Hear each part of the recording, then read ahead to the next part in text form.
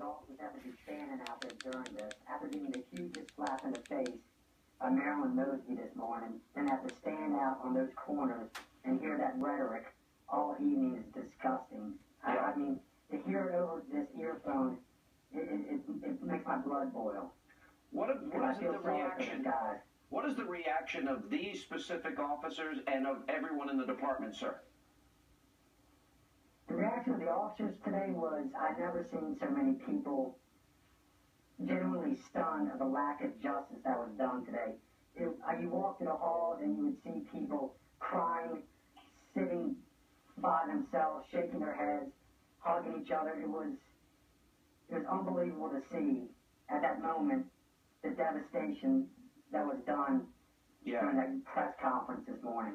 The prosecutor claims this was an illegal arrest. Do you know the reason why the cops went after Freddie Gray to begin with at 8:39 that morning? It was a Sunday morning, and the shift commander and two other officers were going to do a, crime suppression drug patrol in that area. The area where they were working on North Avenue between Pennsylvania and Mount is probably the biggest drug area in this whole state by far. On a Sunday morning, they observed, Mr. Freddie Gray along in a hand-to-hand transaction on the intersection. Two people immediately ran from the police.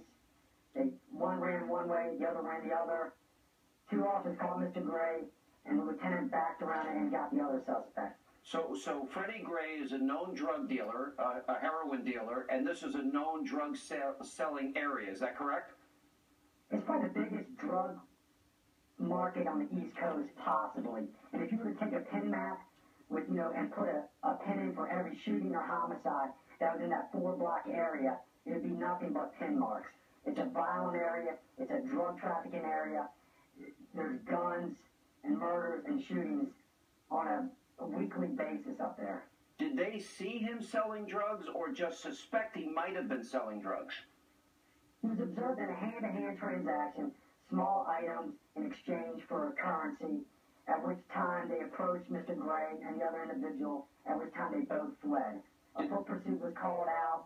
Mr. Gray was stopped in the 1700 block of Pressbury. The other suspect, I believe, was stopped in the 1700 block of Hilton, I believe. So they saw. So the reason they chased him is they thought they saw a drug. Was that put in their report? Not that I saw, but in cases like this, when drugs aren't necessarily located, and there's times when you would omit that possibly, where if you found Mr. Gray in possession with a knife, you would just rely upon that for your statement of probable cause. Since there was no recovery of drugs, the officers thought they were safe and just arresting Mr. Gray for the knife. Well, do we know if there was a stun gun used in the arrest? There was no stun gun used in the arrest. Have we gotten back a toxicology report? The preliminary toxicology report was done at the University of Maryland. Shock trauma. Mr. Gray's urine was tested and found positive for heroin and marijuana. Whoa. So this has not been made public before. And you're saying that the toxicology report, a preliminary report, has come back and his urine tested positive for heroin and marijuana? Correct. Now, I know that he has an arrest record for being a drug dealer or a known heroin dealer. Was he known to be a user of the drug? If you were to go on averages, when people flee in Baltimore during a drug transaction, they do two things. The first thing they do would be possibly try to throw it, in their flight. The second choice would be to ingest it. And 9 times out of 10, they'll stick the drugs right in their mouth, chomp them up, take a bottle of water, swallow them, and they're never recovered. Okay, so if he was not a normal heroin user and he did ingest it, couldn't there be a possible very negative reaction to a first-time heroin use? There's cases where people have swallowed entire packs of 25 gel caps down their throat and swallowed them. And we've had cases in the past where people have overdosed and died in that circumstance.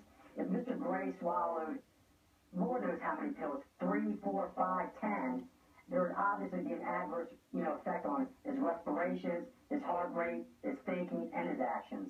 Did the officers, do you know, because you've spoken to them, did the officers know or suspect that he was high on these drugs at the time? Because this has not been made public. I'd like to know why this hasn't been made public before, but did the officers that you spoke to, did they suspect he was high on heroin or pot or both? I guess you could say by, erratic actions being put in the van, where, experts would say that he was able to get in that van on his own.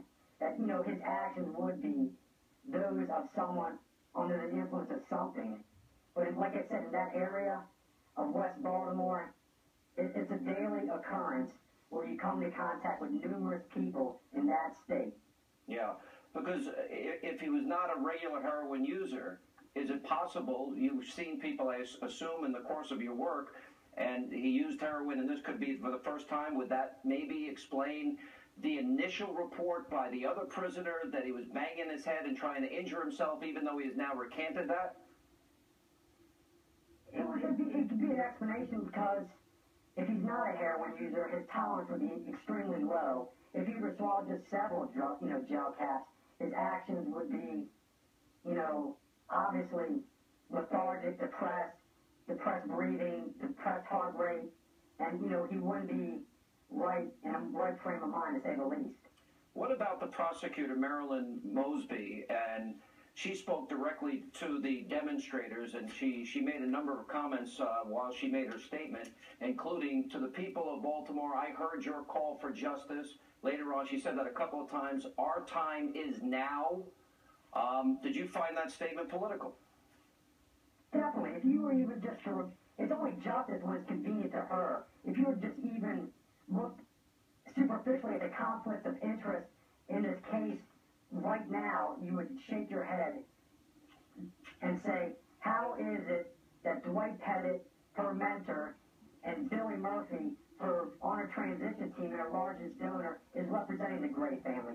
You could say, why does her husband, Nick Mosby, is a councilman in that area where all this violence is taking place? So her husband's a councilman, and also she received financial support and transition support from the Gray family attorney. So you think there's a huge conflict of interest? Is this talked a lot about in the circles of police officers that you deal with every day? Yes. And you can see, Nick Mosby on TV, arm in arm with protesters, and the next day his wife is, lecturing us on justice. You gotta be kidding me. What about the claims that he was seeking prompt medical attention, and there was controversy over a stop that was not initially reported? What can you tell us about that? He was initially, obviously, you've seen the videotape, asking for a medical assistance. And I can't speak for the officers in every aspect, but I can tell you through experience that when you arrest somebody in Baltimore, one of the biggest cards they like to play so they avoid going to our central booking intake facilities is to say, I'm hurt, take me to the hospital. Because the last thing an aggressive officer who wants to make arrests and better that community wants to do is be out of service all day on a Sunday to try to, appease someone who's not hurt. So I can understand, where they're coming from with that. I talked to other sources who told me that Freddie was well known to most officers, and he often, quote, carried on when he was arrested. Did you know this individual?